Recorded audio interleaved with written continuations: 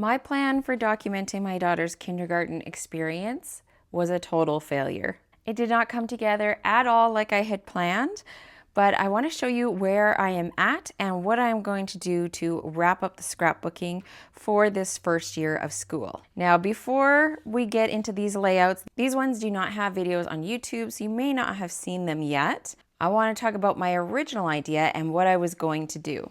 I had purchased the Stampin' Up! Month by month album retreat. There was one layout for every month of the year, and this one I made just as a summary of her preschool year. And then I was going to use the other layouts for kindergarten and do one layout per month. And I was really excited about that concept.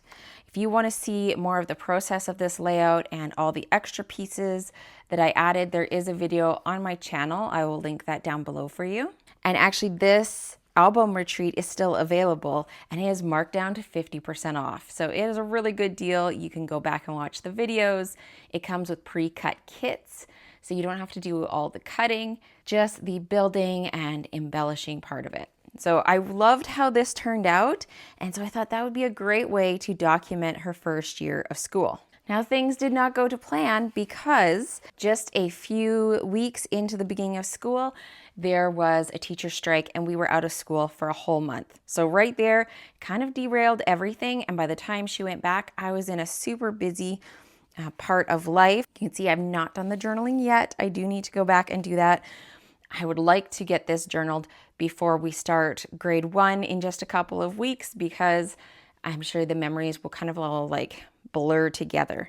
But this is for the first day of kindergarten. I used the Sunniest Stories kit, and I made this on Zoom with my customers. I actually took the whole Sunniest Stories scrapbooking kit and I made it all up into a whole bunch of custom layouts for them. You can see I have some ink splatter here.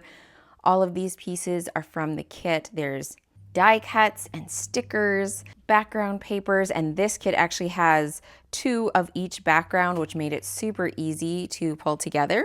This is a die cut from the kit, and then I made this piece on my Cricut. So a pretty simple page, but a good representation of first day of kindergarten, mommy and daddy taking her to her first day and dropping her off. Definitely emotional. Another thing that kind of surprised me and what kind of derailed my original idea is that her teacher hardly took any pictures, and there wasn't much in the way of field trips or things where we were at the school for to take pictures. So I ended up with so many fewer pictures than I had thought I was going to get from school. So here we are at the end of the year. Now, I don't know if going forward I want to do a full 2-page for the first day and a full 2-page for the last day. I think I might want to be more intentional going forward and have a single page for each and then put those side by side in the album, just for space. I have so many albums and I am trying to be more intentional about how much I create on each story, each topic. This is a class that I recently taught over in the CDT membership. And you can see all these fun collage of items down here. I really love how this came together and had so many fun pictures from the last day of school. I didn't even get to use them all, but I got pops of silver in there, lots of pretty colors, and I really love how this ended up turning out. So you could see I have the first day and the last day documented, but nothing in the middle. So I have gone through my photos of school pictures, pictures we took on the way to school, her one field trip that we did last day of school. There's other pictures that I have that are group class pictures or have other kids in them. I'm not going to be showing them in this video. I don't like showing other people's kids on the internet. So if you want to see the completed layouts, you can go to my Instagram or my Facebook. Those are linked down in the description because it's easy for me to blur out faces in a photo as compared to in a video. So I'll just be using photo placeholders for those for now, and then you can see the finished pages on my social media. But we have a large range of colors, and including the other ones that I am not showing you right now, there's basically a whole rainbow. So I figured, you know what, I kind of want to go with some sort of rainbow color scheme. Now go-to obviously is some sort of grid paper for the background. So I was looking through my collection and I have these 2 sheets. These are from the Everyday Essentials Mix and Match paper, which is basically a lot of basic patterns that can mix in with other patterns. You can use them standalone or combine them with other paper packs. And this is a really good sort of neutral one. There's also this one, which is from the Homemade Sweetness paper pack. So that is a good option as well. But out of the 2, I like the softer lines. I don't really want this to be super bold, and this one is a little bit too bold for me. And of course, I love having a plan, so I am using the new CDT 12x12 Volume 7 Sketchbook. This one was just released, and this video is actually a collab with the creative design team where we are sharing our interpretations of some of the new sketches. I will make sure to link the playlist down below and at the end of this video so you can go check out what everybody else is making. So the sketch that I want to use today is on page 20.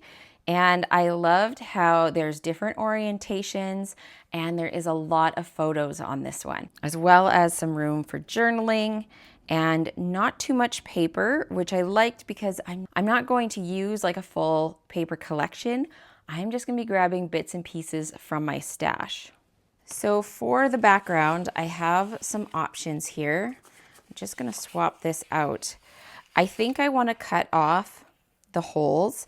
These pieces I'm going to use for this big piece in the background here, this big one here. So I only need part of it. And I think I want to cut off this side so that I have just more plain, nothing really catching your eye. So that will kind of be the background. I'm going to throw some pictures on here just to see colors and stuff.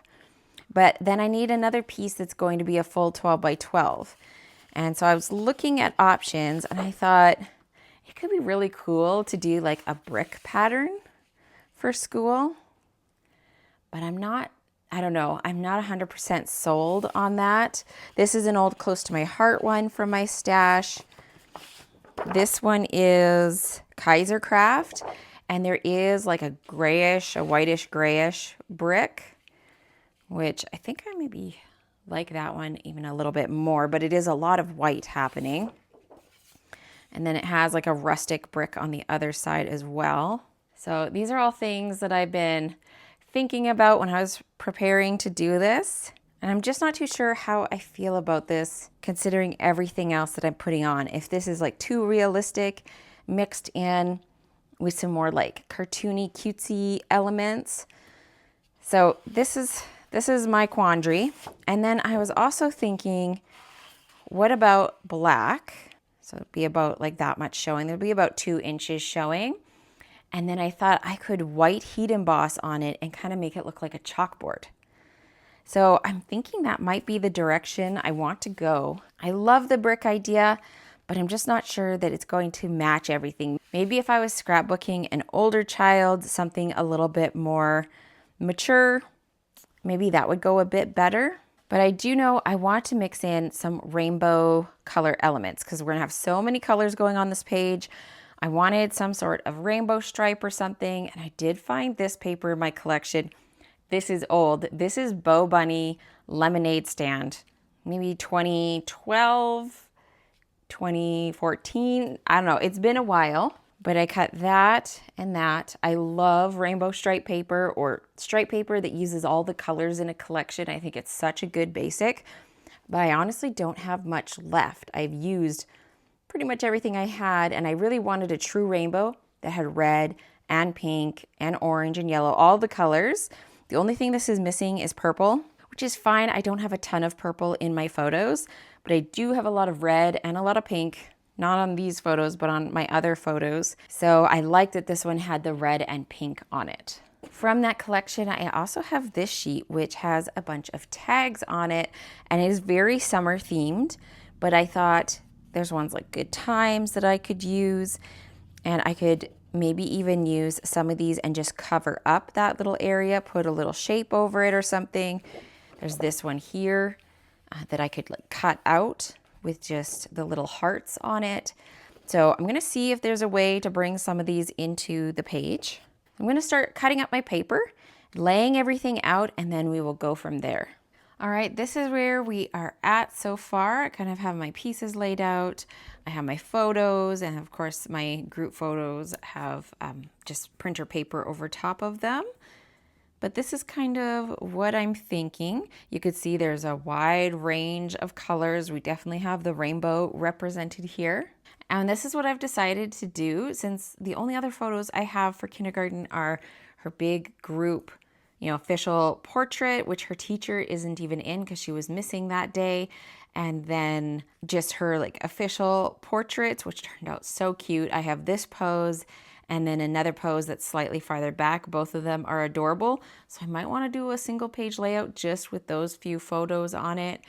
But this is the bulk of what I have to represent kindergarten. So I am doing a compilation layout. These are all from different times in the year. We have first day, we have last day.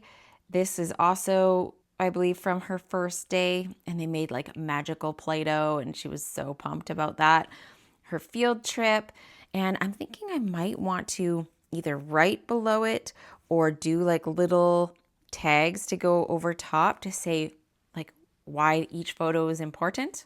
But this is how I'm going to represent her kindergarten year, the bulk of it, besides her first and last days. Now, I also want to do something to the black because I think it's super boring. I do have this new stamp set from Stampin' Up called Learn and Grow. It has like A+, paperclip, a little like heart eyes emoji, a crayon pen. So there's like lots of really cool icons. So I'm not sure if I want to add these to the background or add them in my embellishment clusters. I am going to have a cluster here, here, and then down here, as well as journaling, room for journaling down here. Then I pulled a few sets from my stash. So I have this one. It's called Great Job from Close to My Heart.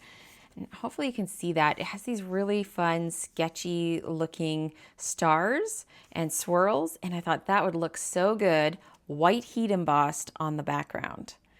So I'm debating, I think it would look really cool to make it like a chalkboard look, do some white heat embossing, maybe even blend a little white pigment ink over top to make it look really chalkboardy.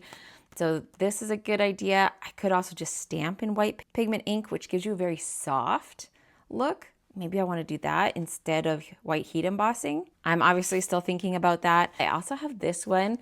I thought it might be fun to add some words into my clusters, the You Go Girl or the Awesome or a whole lot of awesome. Like all of these basically would work really well. So I might stamp a couple of those. So let's just push this up and out of my way a little bit so I have a spot to work. And I'm going to test out the white pigment ink to see how it stamps. You're always going to get a bolder result if you use heat embossing, but maybe I don't want a super bold result. It's kind of what I'm thinking. Yeah, that looks really cool. Kind of faded, kind of sketchy. And I believe as this dries, it will lighten just a tad. My thought for this is I want to do like a random collage. Nothing on a straight angle, just like here and there and everywhere. All right, I really love how this looks. And I think when I put it over here, like if I just kind of tuck it under, I think that's gonna look really cool on my page. So I'm gonna go ahead and start stamping. I'm gonna speed through it a little bit. My goal is just to create kind of a collage look where things are all at different angles. And I have a little bit of black space between them, but not too much. I don't want to have to stamp more area than I need to, and I kind of want to make sure that all the area that's showing is going to be covered. So I'm starting off with a white gel pen, and I'm using the measurements on my mat just to mark off kind of where the edge is going to be. I tried to go in a little bit more than necessary, so I will be stamping a slightly thicker border than what's going to show, and that way I don't have to worry about ending up with open black patches. Now, when you are stamping an all over pattern, creating your own pattern paper, I found it to work the best if you start in one corner or one edge and then build outwards from there. Otherwise, you can end up with some like weird openings or gaps where you can't really fill it in all the way.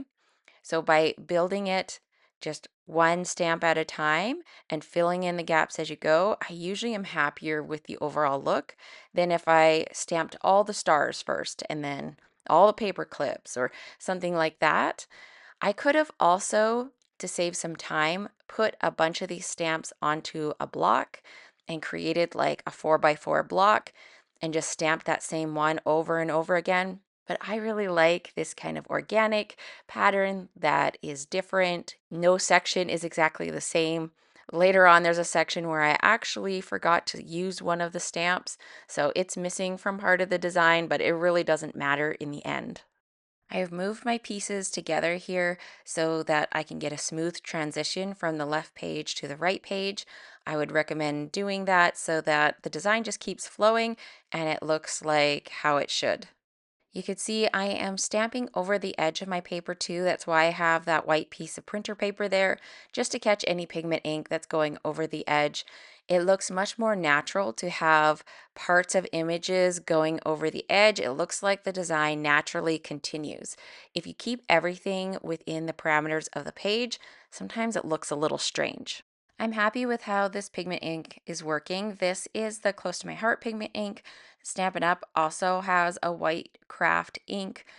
I'm glad I end up going this way rather than the embossing because it is giving a softer, more chalkboard look to the page. This is going to take me a while, probably a good half an hour to stamp all of the edges. So I'm going to do the rest of this off camera and come back and show you the finished look. I love how this pattern turned out. That white on the black and the softness of it, and you can see some spots are a little bit darker white and some are lighter. I am just so happy with this. It took a good probably half an hour for this to dry, depending on where you live. If you live somewhere really humid, it might take even longer because it is pigment ink, but totally worth the wait. I've gone ahead and attached some of my pieces to the page already. I've cut out my alphabet from this Close to My Heart Simple Serif Uppercase set using Pretty in Pink cardstock, and I am going to split the word kindergarten between the two pages. I put my layouts into post-bound albums so they will sit very close together, and so it should read perfectly fine once it's in the page protectors. I've used the light side of Granny Apple Green cardstock for my photo mats. It kind of felt like the best option with all the colors I had going on, and it matched the green in that rainbow strip of paper. I decided to create some labels for my photos because these are from all different things during the year, and I figured in the future I'm not going to remember what was going on in each photo. So I grabbed this Close to My Heart set and it was a perfect size. These tiny little labels. I made little text boxes that were sized to the correct size, typed them out, printed them out, leaving lots of space, and now I'm going to die cut them all. And voila, the magic of video. I have all these cute little labels that I'm just going to adhere flat so that I can remember what was special about each of these photos. Reaching into my little scrapbooking bin here, I keep different little journaling spots and little wordy bits in there that I can use. This is from a Close to My Heart set, but it is very similar to this Extraordinary Life die. I also use this die set to cut out this little label tab because I'm going to have some hidden journaling on this page. But I thought this little notebook piece was perfect as a base for my 3 clusters, and I can just build on top of it. I'm going to add some more layers to these clusters using the Learn and Grow stamp set. I stamped a bunch of these in black ink on white cardstock, and then I'm going to be coloring them. So I will cut them out and leave a little white border. Some of them I started cutting, some I haven't, but I just want to lay them out, kind of figure out how much I need to fill the space and how it's going to look. I like to do this, especially if I'm going to color them, because then I can figure out what color I want everything to be so that I get a mix of the different shades in each cluster. So I don't have a bunch of repetition with like a ton of yellow in each cluster or too much pink. I want to spread it out throughout the clusters. I wanted to use one of these sayings, so I'm just going to hold it up and figure out what I want this to say over here. I love that these ones have coordinating dies. I am really doing a lot of stash diving on this layout, But this is why we keep our stash, right? Is to bring it out for those projects where you just need the perfect thing. So I found which one I want to use. I am going to use my stamp platform because these are very solid words and I just know I'm going to need to stamp it twice. So rather than trying to line it up, I'm using my Stampin' positioner and Lagoon ink from Close to My Heart. And then I'm just going to stamp that up. You can see I definitely needed to stamp it twice. So I did, I re-inked and stamped again and then die cut it. I also used some Lagoon cardstock to die cut these little paper clips from this retired set, Just a Note. And it's a perfect, just little touch, one more layer for a couple of my clusters. I also used another die from that set to cut out some pretty in pink cardstock, and I added that clip to the cluster on the right-hand page. Now it's time to color up my embellishments. I am using my Copic markers, Y11, Y15, and Y17 for these rulers. And I like to start with my darkest color first, add in my shadows, and then blend that out with my medium color, followed by my lightest color. I did end up going back and doing 2 layers just to help these blend. And this is basically what I'm going to do for all of the images, light, medium, dark. Some colors I only had 2 shades that matched. I tried to pick colors that matched my page as close as possible, but I'm not going to show all the coloring. I will list the color of markers that I used down in the description box, but really just use any colors you have that match your project. These images are fairly simple and kind of like cartoonish, so I am keeping my coloring and my blending very simple as well. This is what the finished one looks like. Here is the finished layout. I took it off of my Versamats just so you can see the details of the background a little bit better. I love how this all came together. You can see my clusters here. I have everything just layered over each other. Mostly everything is flat. The little heart eyes emoji is popped up, but everything else is stuck down flat. I added a tag from that lemonade stand collection with a little bit of twine on it to each of the embellishment clusters. And actually, this bottom cluster here, after I was done filming, I did swap it out. So you'll have to go over to my social media and see what tag I decided to substitute. That dark color down there just was not working for me. I wanted to add the year to the title. So I went and grabbed the month by month alphabet. This was an exclusive set that came with that month by month album retreat. They are pretty small, so they fit in that little area perfectly so that I could include the year. When I was attaching the photo mat, I made sure to leave the right-hand side without adhesive so that I could have some hidden journaling. I have like all the kids' names saved in the metadata of my photo, my group photo, so that I can put all their names in there. And I'm sure there's just going to be more to the story that I want to include. In the cluster on this page, the You've Totally Got This is popped up, and so is that little heart eyes emoji, but everything else is flat. I wanted to make sure that my journaling piece was not going to get caught on anything. I am going to add some journaling to the bottom left of the left-hand page where you see all the open paper. So that will be filled in either with my handwriting or maybe I'll print it out on a clear Avery label. But either way, I'm promising myself that I will get this journaling done before school starts. Hopefully I can do that. Don't forget to go check out all of our sketchbooks. They are a great tool to help you with your scrapbooking. And check out the playlist here with all of the Creative Design Team videos using Volume 7. Thanks so much for watching, and I'll see you again soon with another video.